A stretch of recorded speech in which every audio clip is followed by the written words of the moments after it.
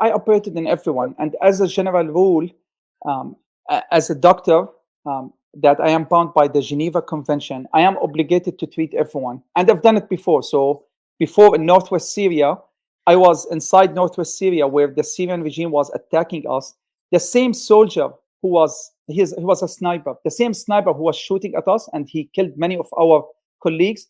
They captured him, and he was shot in the abdomen. That same soldier, Syrian soldier, who came to me with an injury, who was shooting at us, I treated him.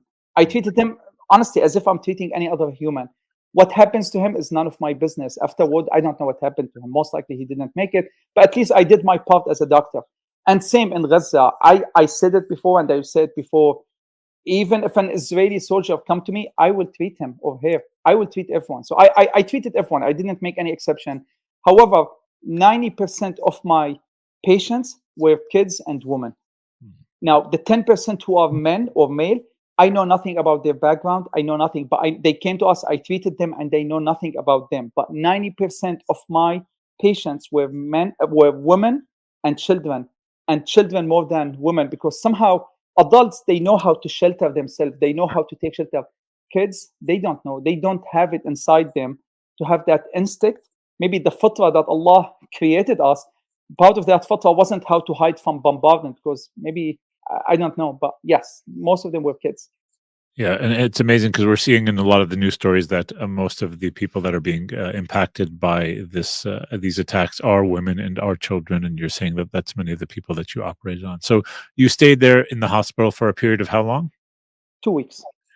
2 weeks. And so most of the injuries that you were seeing were injuries that had to do with bombings of homes, people under rubble, or direct shots upon them. Yes, and then remember I told you there is always a gap between the actual bombardment and the arrival of the patient. So anytime I see a bombardment, I know I have 4 to 6 hours of free time, or so-called free time.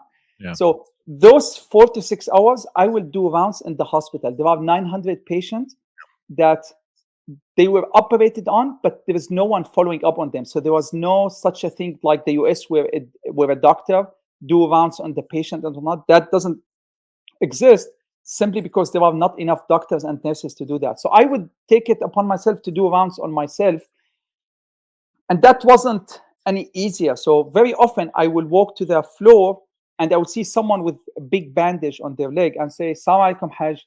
When was the last time someone changed bandage on you?" And the answer varies. It depends whether they have family or not. If they have family, usually they are more proactive about changing the dressing. Just as a background, here in the US or in any normal civilized hospital, you should change the dressing at least once a day, at least, sometimes more. So I would ask that patient, when was the last time someone changed the dressing for you? And the answer varies, anything from 10 days to 6 weeks. And immediately, anytime I hear someone who hasn't changed the dressing for more than 2 weeks, I know this is bad. So I have my heavy scissor, and I will just cut down the dressing to change it myself. I have my own bandage that I bought with me from the US. I can't tell you how many times, and I apologize, this is disturbing, but I think, again, someone has to listen to this.